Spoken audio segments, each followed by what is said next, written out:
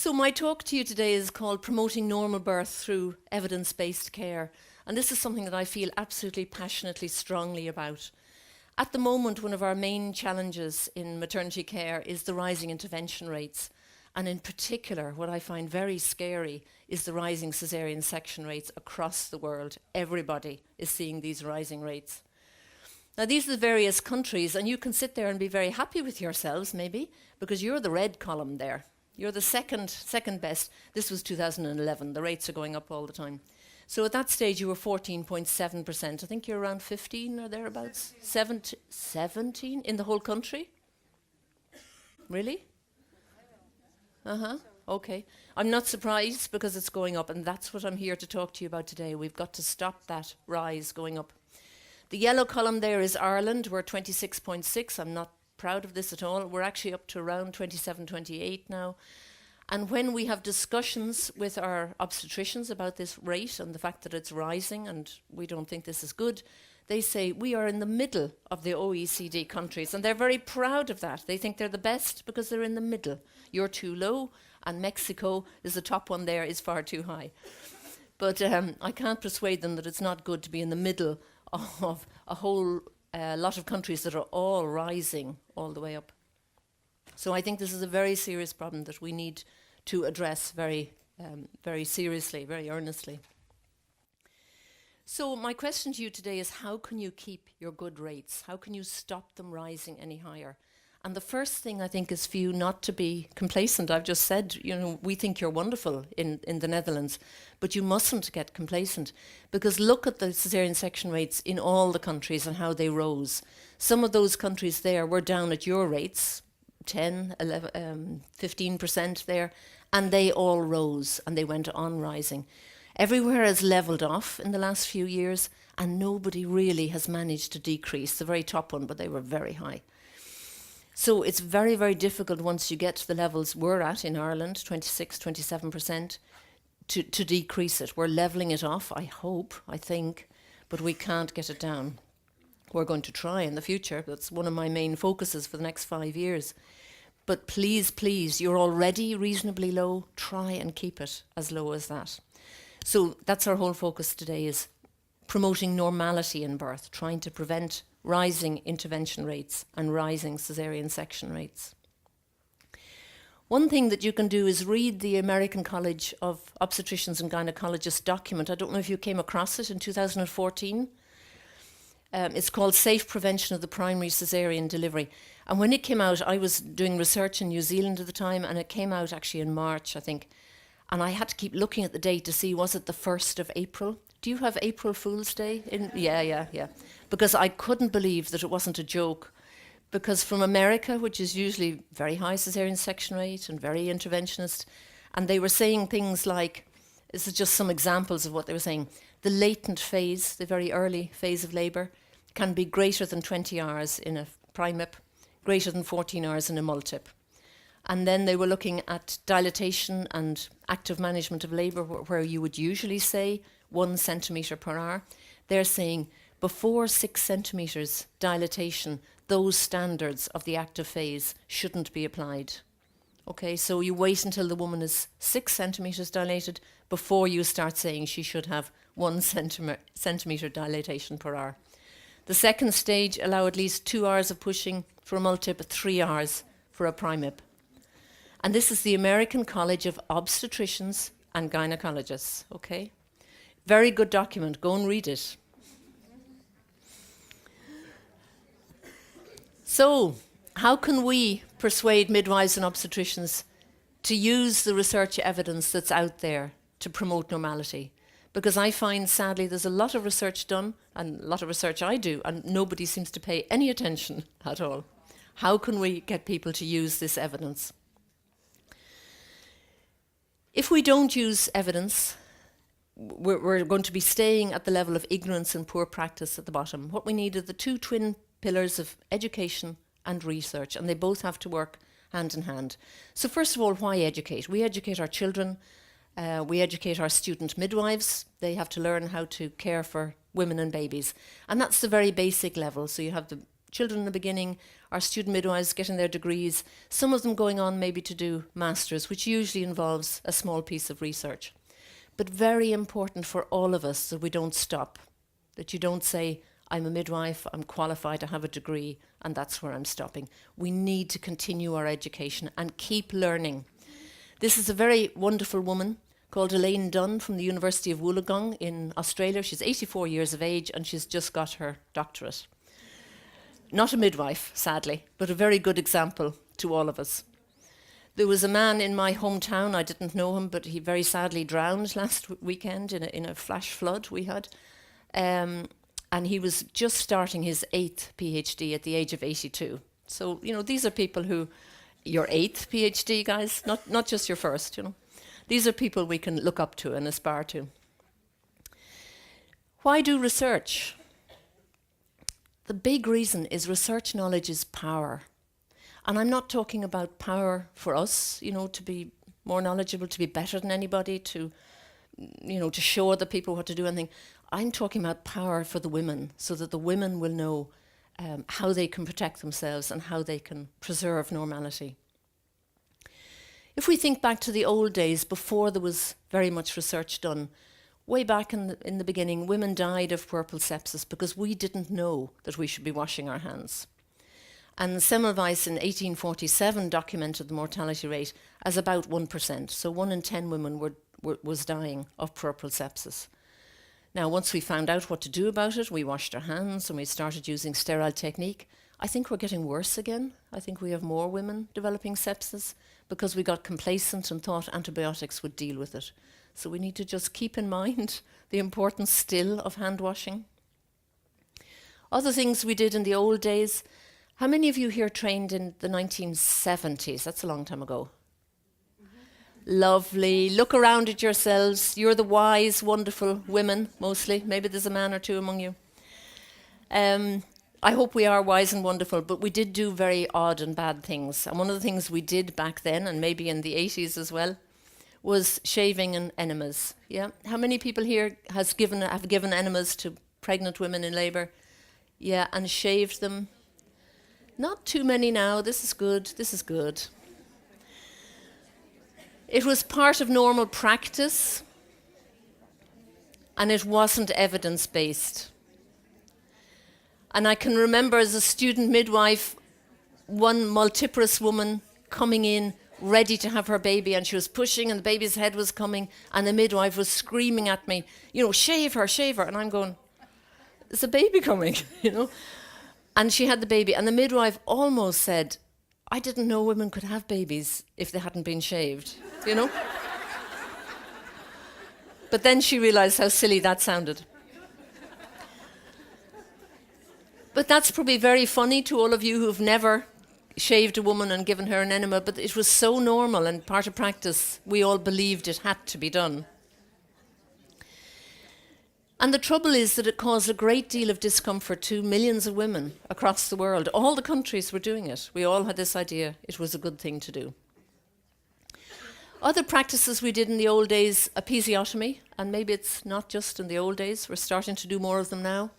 1979, episiotomy rates were 65%, so that's a lot of women. That's a lot of women when you consider half of them might be multips, so you're talking probably about 90% of women on their first baby having an episiotomy, and that's routine. If it comes to that, it's every woman has to have one. Ireland in 1984, I did a small study back then with looking at 20 experienced midwives, and they all had at least 4 years labour ward experience, so they were very, very experienced. And their rates of episiotomy for primips varied from 6% to 84%. Now that can't be right, okay? Some of those midwives are doing something wrong. And I know if I was a woman, which midwife I'd be going to, it would be the one with 6%. And we managed, just by doing that study and showing the midwives their rates anonymously, and they began to realise and start having a dialogue with each other about, okay, how have you only got a 6% rate or a 15% rate? And my rate is 84%. And they changed their practice within 6 months, and we halved the episiotomy rate by doing nothing, just by showing them what they were doing, and they began thinking and talking about it. In the 1990s, that's getting a bit more modern, episiotomy rates 92% in Latin America. They're very, very interventionist there. 62% in the US, 38% in Canada. Okay, so it's even coming closer to today's times. It's still a problem in some places. Now, that was the old days where we didn't have much knowledge about the problems that it caused, but now we know that episiotomy does not prevent severe perineal trauma. It doesn't prevent healing complications, painful intercourse, or urinary incontinence. So why are we doing them? I believe that in the absence of a valid reason to do an episiotomy, it's an unjustifiable assault on women. And quite often it's done without permission, without consent. Or at the very most we say, I have to do this now, or I'm just going to, this phrase, I'm just going to do a little cut. So in recent times, because of that research that shows there's no need usually to do an episiotomy, the rates have fallen. Look at those low rates. 4.9% in Denmark, 6.6% in Sweden. Ireland isn't included for episiotomy rates in that particular Europeristat report. I don't know why we didn't present figures on it or something. But I know in one local maternity hospital, one of the big ones in Dublin, the rate is 14%. So we're not as low as Denmark and Sweden, but we've brought it right down. Now, the Netherlands, where I've been looking up to all the Dutch midwives for all these years and thinking how wonderful you were. And I still think you're wonderful. But I'm very surprised, 30.3%. Okay? Way, way high. And you and the United Kingdom were the only two countries that didn't decrease your rates in the last decade. Any idea why that is? Why are your rates so high? Why do you think? Low rate in cesareans. Low what? Low rate in cesareans. We do more vacuums or... But it's percentages? It's percentages, so no, it's out of all women who have vaginal births, so it would include forceps, vacuum, and normal births. Yeah, sorry, no, you don't get out that easily. I don't know if of je durft je hand op te steken, but how many of you ever perform an episiotomy because of lack of progress? Where is the evidence? You are so right. It takes 5 minutes off the second stage only, 5 minutes. And what you have is a thick perineum to suture instead of a thin perineum. Anyway, we could spend a whole hour on episiotomy. I would talk all day on it. Thank you so much for joining in there. That was brilliant. I suspect that the reason you are doing more episiotomies is that people will sometimes look at your woman's perineum and say, oh, she has a big tear, why did you not do an episiotomy? Whereas nobody ever looks at an episiotomy and says, why did you do an episiotomy? Why didn't you? She might have had an intact perineum. So it's more easy for people to criticize you when you don't do an episiotomy. Please be brave and just wait and have patience, and the perineum will stretch.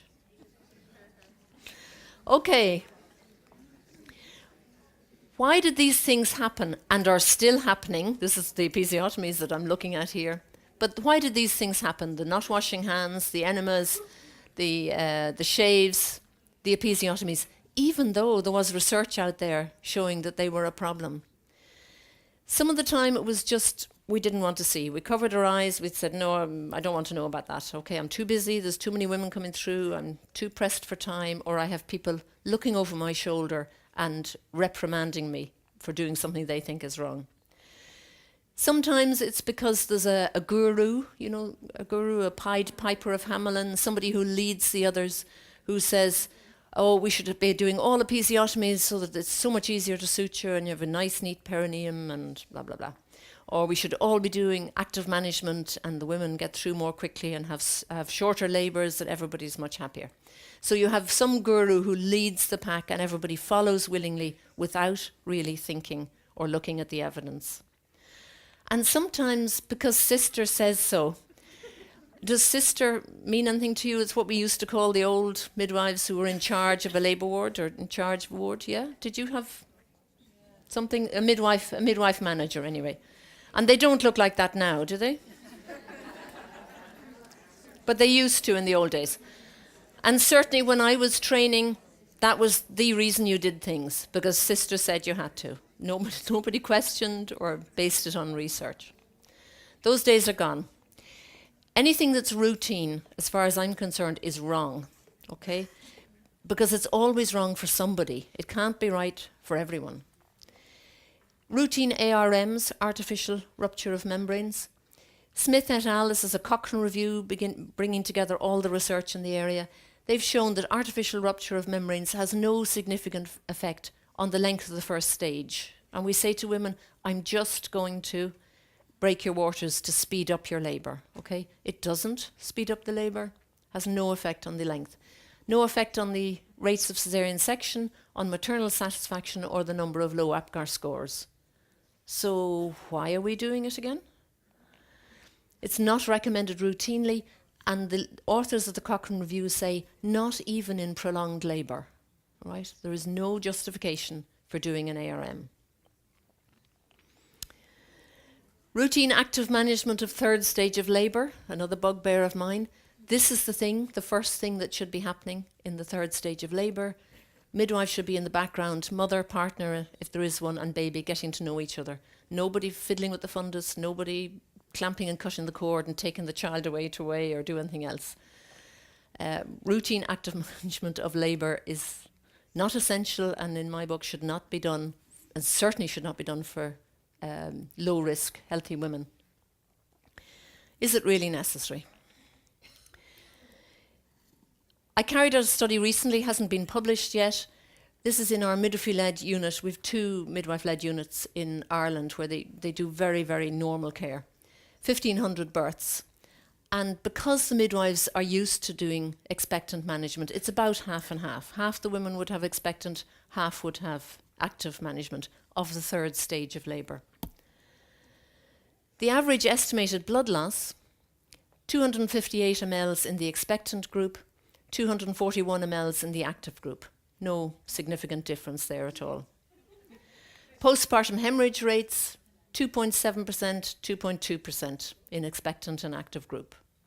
Okay, no significant difference. And the reason why that is different to the results you get from a Cochrane review, from the trials in the Cochrane review, is that these midwives know what they're doing. So they're doing expectant management of the third stage correctly. They're not fundus fiddling, they're waiting patiently, they're not rushing ahead and pulling on a partially separated placenta or anything else. Leslie Dixon in New Zealand has also conducted similar research on 33,000 women in their database. Same results exactly. Half and half physiological and active, and blood loss and PPH rates exactly the same in the 2 groups. So when midwives know what they're doing, there is no problem doing physiological management for normal, low-risk women. In the Netherlands, you have proactive supportive labour, which is active management of labour, I think. Yeah. And you have this choice between that or the guideline from KNOV, which recommends expectant management, and that's based on the WHO partogram. And just very recently, Epian Offerhouse is here in the room, I think, or was there, thank you, yes, conducted a study of 117 midwives and found that there was variation in referral decisions among midwives, and that it wasn't explained by characteristics of women or by clinical factors in early labour. So it comes down to then that it's due to the midwives. The midwives are different. Now that's a bit like the episiotomies being 6% or 84%, you know, something's not right there. Some of those midwives are wrong. They're making referral decisions inappropriately. She also found that there was a risk of high-risk perception, or perception where midwives estimated the probability of spontaneous vaginal birth as being low. And when they did that, it was associated with a high referral score. So more pessimistic midwives, midwives who didn't have faith in normality or in believing that they could reach a vaginal birth with this woman. And also that using an active management policy for the first stage of labour was associated with a high referral score. So the more interventionist approach from the midwives meant that they referred more often. Now that sounds to me like you're developing maybe two different types of midwives almost. There are some midwives who are very interventionist, very active management focused, have a more pessimistic view of childbirth, maybe have lost their faith in normal birth. And the other kind of midwives are the ones we always thought were the Dutch midwives. We used to worship you from afar and think you're wonderful, you're the guardians of normal birth and you promote normality throughout. So I'm a bit worried reading this research, and I think maybe you're at a fork in the road here now in your profession in the Netherlands, and you need to choose. Are you going to go with your traditional routes, which are the good ones of promoting normal birth, or are you going to go down this other route, which is following all the rest of us in the world into a more interventionist approach? And I would caution you and suggest, please, try and preserve the normality of childbirth here in the Netherlands, because we've always looked up to you. We want to continue to look up to you. Okay, we've been looking back at the history of childbirth and the problems that have happened because even though there was some research done, we weren't reading it, we weren't using it, we weren't progressing and giving proper care to women. We're now going to look into the future for a few moments. I'd like you to think about 20 years from now. What will the women and midwives of 2035 be saying about us? Will they be saying, have you got your heads in the sand? Are you not recognizing the silly or time-wasting or harmful things that we're doing to women? Will they say, why did they use active management of the third stage so often when caring for normal, healthy women who didn't need it? And we have the research that shows no difference in blood loss in normal, healthy women using expectant management, so long as the midwives know what they're doing. Will they say, those women and midwives of 2035, why did they not stop using routine practices such as amniotomy in spontaneous labour, even when it's prolonged? We have the research, the Cochrane review by Smith et al. Saying ARM is not recommended routinely. We have Pian's work showing that routine active management leads to high referral rates. Will they be looking back and saying, why did they not respond to those pieces of research and stop doing routine amniotomy so often? Will the women and midwives of 2035 be saying, why did they not listen to the women, to what women wanted? Why did they not support women's autonomy and advocate for them? Why were they not true midwives? Now, the very fact that you're here today means you're probably the committed midwives. Maybe it's the other midwives in the Netherlands that I need to be talking to, because we all think we're the best midwives in the world and we're lovely and kind and we mind all the women and look after them. But maybe some of you in the back of your head, you'll recognize that you're tending towards not thinking about what the women want or not using the research. And you certainly know colleagues who are like that, who need you to go and talk to them. What we need to do is stop hiding our heads in the sand. Stop pretending we don't see what's going on and that we don't know the research that's out there. We need to use research to educate ourselves first so that we know what's going on, to inform women and to inform the public. And the more people that know the right way to have a baby or to know the research that's involved in it, the better. We need to read and use the research findings so that our practice will be evidence-based. And we also need to make sure that there are randomized trials conducted of all new innovations that come out, and maybe on some of the old treatments that are there that never were tested in randomized trials, because that's the problem. People come along with a new idea and it's brought into practice and then it's very hard to change it. An example of that is early cord clamping. That was brought in as part of active management of the third stage. Purely it was simpler once you'd given the injection to clamp the cord in order to be able to give it a good tug. Okay, that was what that was about. Nobody stopped to think about what clamping the cord did to the baby. So for years and years, we have been preventing all those babies that we were doing active management of third stage on after their births. We've been preventing them getting 70 mLs of their own blood into them. And that actually causes quite high rates of anemia at 3 months and 6 months. Might not be a problem in developed countries, is certainly a problem in low-income countries where women and babies are already anemic. So we have caused untold harm. And we possibly have killed babies that are premature or small or ill by clamping their cord early, thereby cutting off their oxygen supply, and then not being able to resuscitate them as effectively. Okay? So any intervention like that that's brought in needs to be brought in the context of a randomized trial so that we can find out the harms that are caused by it as well as the benefits. But in the main, we need to read and use the research. I appreciate that you maybe aren't awfully interested in doing research yourselves. I love doing research. I always say I would do it even if they didn't pay me. I mean, I've got the best job in the world. But what you do need to do as clinical midwives is read the research that's there. And I'm going to show you how to do it easily. How can you find it? They're all in the library, but you don't have to go to the library any longer. You can get it all online. First thing you do is access the Cochrane database. Have you all heard of Cochrane reviews? Yeah, lots of nods, maybe not everybody. A Cochrane review brings together all the randomized trials on a particular topic and analyzes them, compares them, adds together all the figures sometimes into an absolute overall result that'll tell you what should be done. Because quite often you'll have 18 different studies and 9 of them will say one thing and 9 will say the other. And you're in the middle going, make up your minds. So a Cochrane review brings them all together and tells you what the answer is and what you should do. All you have to do is type Cochrane pregnancy and childbirth into Google and up it'll come. Then you click on our reviews and you look at all the topics. And this is just the beginning of the A's, okay? And you can see lovely topics there like active management of spontaneous labour versus routine care for women who've had cesarean section.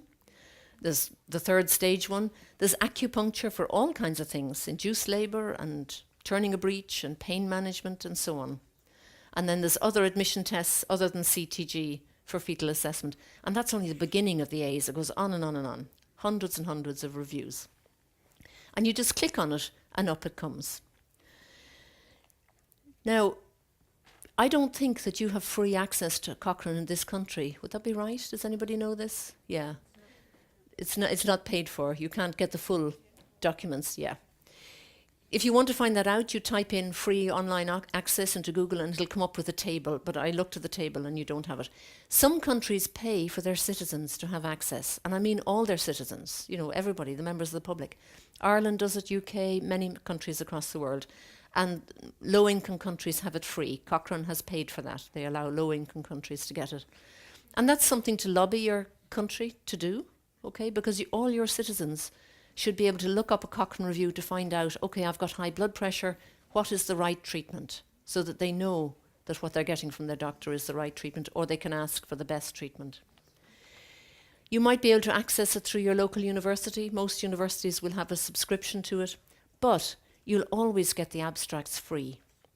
And if you're a busy clinician and you don't want to read all the facts, the figures and the research jargon, there is always a free abstract online. And there's also a plain language summary, which is written for women in the pregnancy group, or written for patients in all the other groups.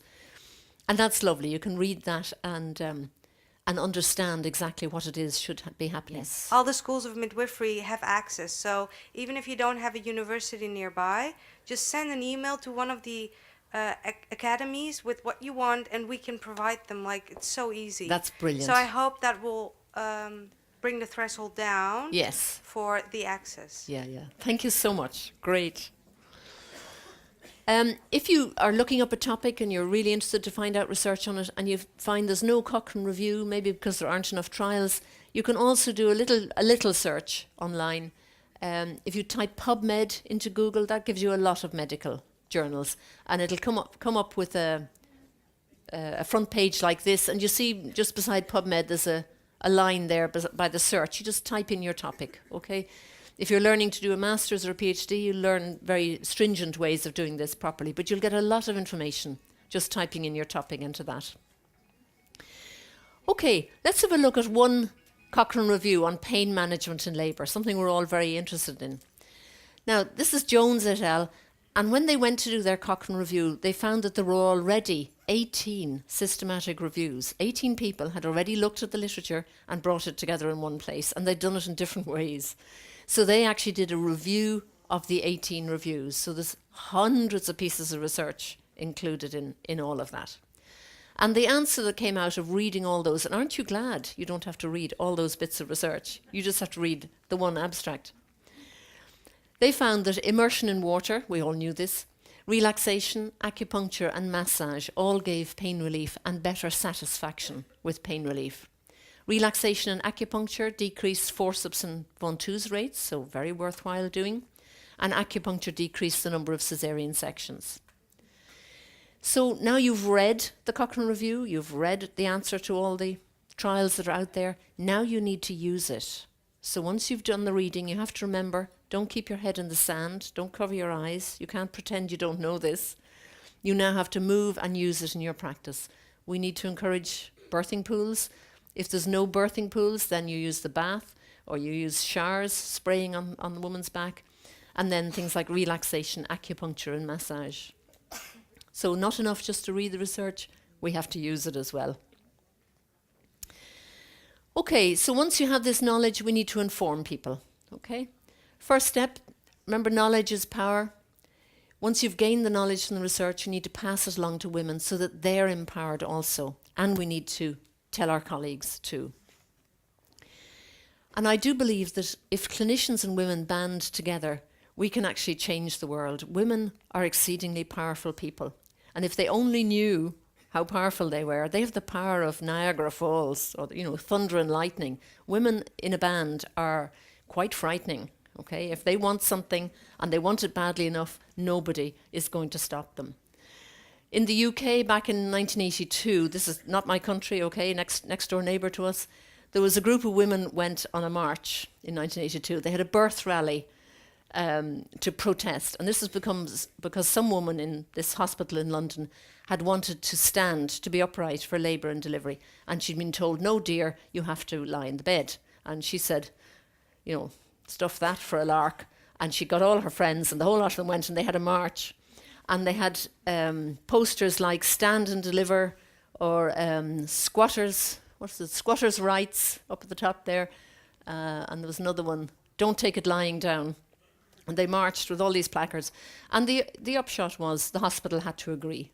And women have since then been standing and upright for birth. I mean, childbirth choices for childbirth came in shortly after that and changed the whole scene anyway.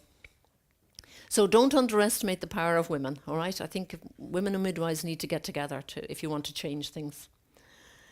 So how can we inform them? How can we inform women and the public? First of all, we do it one-to-one while caring for them, okay? We had a lovely discussion last night about 7-minute visits for women versus 20 minutes and 44 minutes, and it was obvious that the difference was the amount of talk and communication and education that was going on. So we need more time with women to talk to them about things like this. We need to give evidence-based antenatal classes. I don't know what happens here, but in Ireland the classes are designed to train women how to behave in the hospital they're attending. It tells them the policies of this hospital. It's not an evidence-based class that tells them the best kind of way for them or the best treatments or whatever. But they should be evidence-based antenatal classes. We can run free public lecture series. This is just an example that we do in our school, which is nursing and midwifery. And everybody who finishes a PhD or has finished a major project will present it to the public as a free lecture. And we get a lot of people, a lot of interest, people coming in off the street just to listen to what's going on. You can do it through newspaper articles or radio or television, again, every time you've done a piece of research, or in the clinical area if you've got a birthing pool or got something new for women, just, write a press release, tell the media about it, get yourself interviewed, tell women all about it, talk about why it's important, get it out there. And then how do we inform our colleagues? The same kind of thing. You can do it one-to-one while working with them. We should always refer to research findings, okay? Always, always. Don't let people have an idea in their mind that's wrong. You know, tell them about what the latest research is saying. And always ask, have we evidence for that? Or just the basic why? You know, why are we doing this? Why does she have to be monitored? Why can she not be in birth in the pool? We can do it in evidence-based classes where you might run monthly in your clinical area, or you might have a journal club where everyone meets together and talks about papers. Through newspaper articles, if you cut them out of the paper every time you see something, pin it on the notice board, telling people about radio or television programs in advance. And through press releases, if you're putting out a press release or something happening, print it and pin it on the notice board. And gradually, if everybody starts doing that, you develop a culture of talking to each other, teaching each other, telling each other, and you're always, always improving. You're always developing. You're always doing something new. And that's a great culture to have in your workplace. Having done that, how do we change practice? Okay, you've told the women, they all know what the evidence is, you've told your colleagues, but there's still a kind of war going on where they're on two different sides. And I believe that our next step is to bring women and clinicians together, and quite often that means women and obstetricians. You know, I think midwives do already have a lot of contact, but sometimes we need to bring women and obstetricians together. And the idea of that is so that pieces of the jigsaw fit together and they begin to recognise what each person wants. I'm just going to give you a very short example of a study we're doing at the moment that we are trying to do this. It's called OptiBirth. It's funded by the FP7, 7th Framework. So it has all these wonderful people. We have 11 partners from 8 different countries joining in. And you can see up at the top left there, that's Marianne Nieuwenhuis. Is Marianne still here? There she is. Marianne is part of this project. Finished all her work very early on in the project by developing the intervention for us. So we have all these people working together on the project. And what we're trying to do is we're trying to increase VBAC rates, vaginal birth after one cesarean section, in 3 countries, Ireland, Italy and Germany, where the VBAC rates are quite low. And we're doing it through enhanced women-centred care by introducing an intervention. And the intervention, we spent a whole year developing it. It took much longer than we thought. We did it by interviewing women and clinicians in 3 countries that had high VBAC rates, which was the Netherlands, Finland and Sweden. And then we analysed all that data to try and find out what were they doing right in those countries. And we found it was mostly the culture. It was just people said, why not a VBAC? Isn't that the way you have a baby? You know, it was all just very normal. And the people we interviewed in the low VBAC countries had lots and lots of barriers in the way. And we also did systematic reviews and gathered together all the evidence. And from that, we developed an intervention that we're testing at the moment in a randomized, cluster randomized trial in 15 sites across those 3 countries. So that's a big project at the moment. But the intervention is in educating and informing clinicians, first of all, about all the research showing that VBAC is quite safe. We educated women, and same thing, told them how it was much safer to have a VBAC and all the research and stuff around that. And then what we feel is the crucial thing, we've no idea if it works, is bringing them both together in what's called communities of practice, so that everyone knows what the research is saying. Because we found that the obstetricians were saying things like, oh, I believe in VBAC, of course I do, I support it. But the women want cesarean section, it's so much easier for them. And the women were saying things like, well, the obstetricians seemed to think, I'd rather have a vaginal birth, but the obstetricians seemed to think a cesarean might be better, so I'll go with that. It's probably safer. They weren't really talking to each other. So that's what we're trying to do. I have no idea if it's working. I really hope it's improving VBAC rates, but because I'm leading it, I'm blinding myself, so I don't know the results until right at the end. And Mike Clark, who's in charge of the work package doing the trial methodology, is also blinded. So it's only his postdoctoral researcher that actually has all the data and knows what's going on. So we're hoping with that to improve VBAC rates. And if it works, I do think it's this bringing everybody together so they're all saying the same thing. We'll see, does it work? Okay, what I've been talking about and trying to show you is that right from the dark ages in historical times, when there wasn't research or we didn't read the research, we did a lot of very silly things. we're in danger of repeating the same silly things or new silly things at the moment if we don't read and use the research. Okay, and that's what the people in the future, the midwives, will be looking back at us and saying, oh, weren't they silly? There was all that research there and they didn't pay attention. Did they really not care about the women they were looking after? So my message to you today is, in order to give the best possible care to women and babies that we're looking after, we need to read and use the research findings to educate ourselves and women. And it's only by doing that that we will give true evidence-based care. And that's the key to promoting normality. I hope you'll join me with that challenge over the next 20 years, and I look forward to it. Thank you for your attention.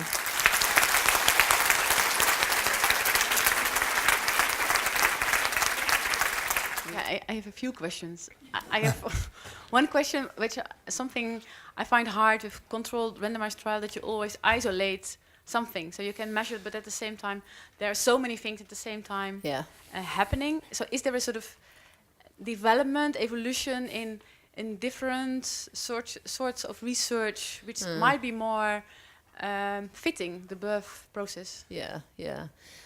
That's a really hard question to answer. It's such a clever one.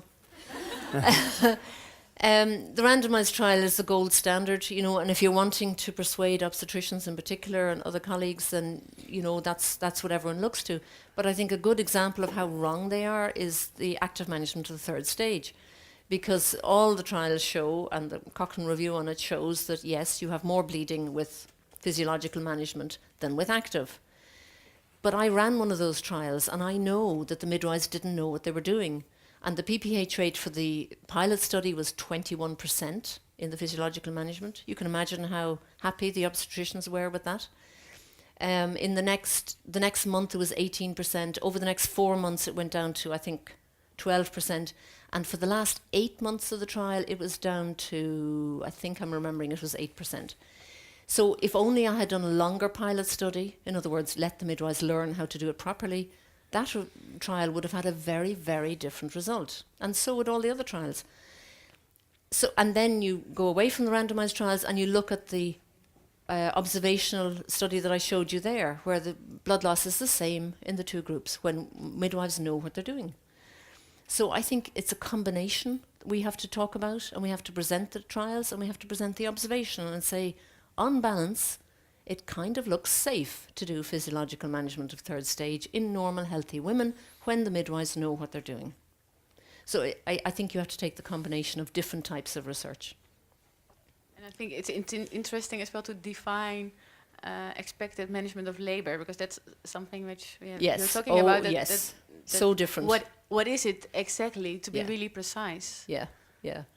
I did a study on that called the MEAT study, which was in New Zealand and Ireland. You know, I took just the expert midwives, the ones who had very low PPH rates and were used to doing physiological management, and I interviewed them as to what they did, and then I wrote down very carefully, and that's what expectant management should be if we pay attention to the expertise of midwives, which we should.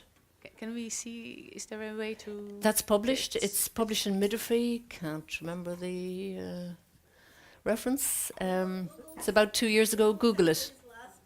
Yeah, Google Begley, third stage of labour, and MEAT, M-E-E-T, which is midwives' expertise in expectant third stage management. Okay. Or email me and I'll send it to you. More questions? Email me and I'll send it to anybody. Do you know if there is any evidence for vaginal examination in field for dilatation? Because the prediction of a vaginal examination to see how many dilatations someone has, I think it's almost zero. I don't know, but do you know if there has been any research about, because we are all used to do it, but is there any research which is which is underneath the fact that we do vaginal examinations? Yeah.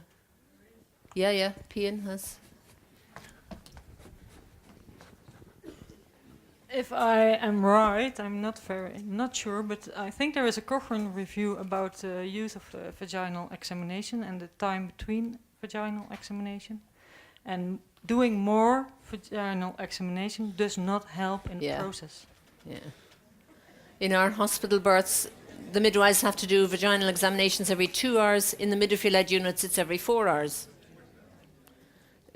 It More seems very odd. questions? Saras. Cecily, can you say something about when there is no not just when there is no Cochrane, but when Yeah.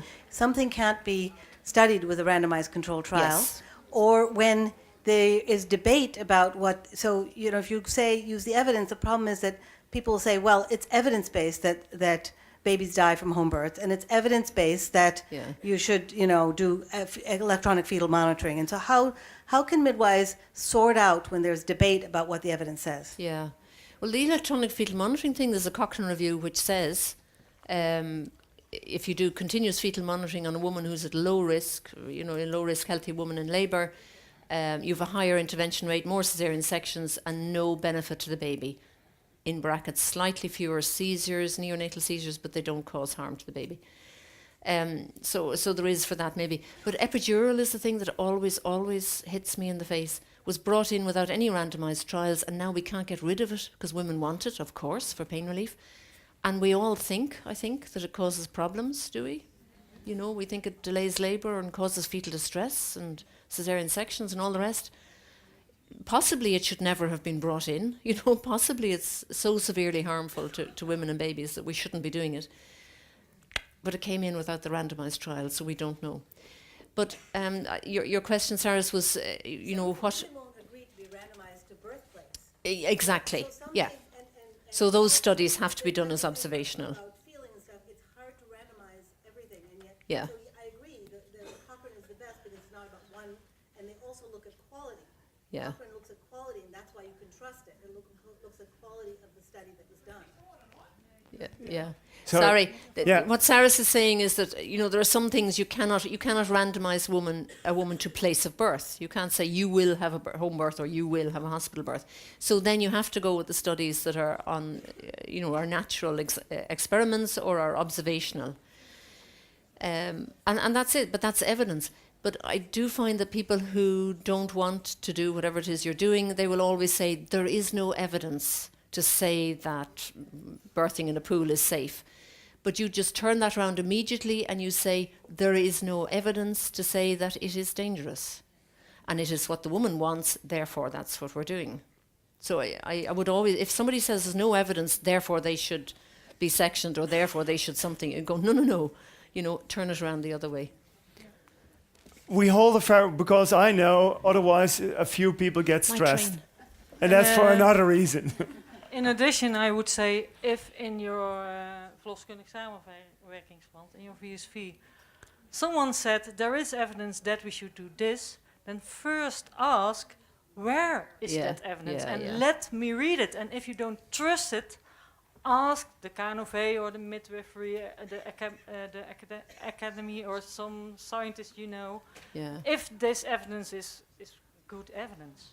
And in First particular, start asking questions. And in particular, if somebody says to you there is evidence to say that active management of the third stage should be routine, you go, no, go and read the Cochrane review because it says women should be informed, is their conclusion. Women should be informed of the benefits and harms and make up their own minds. I think I learned a lot of things watching you.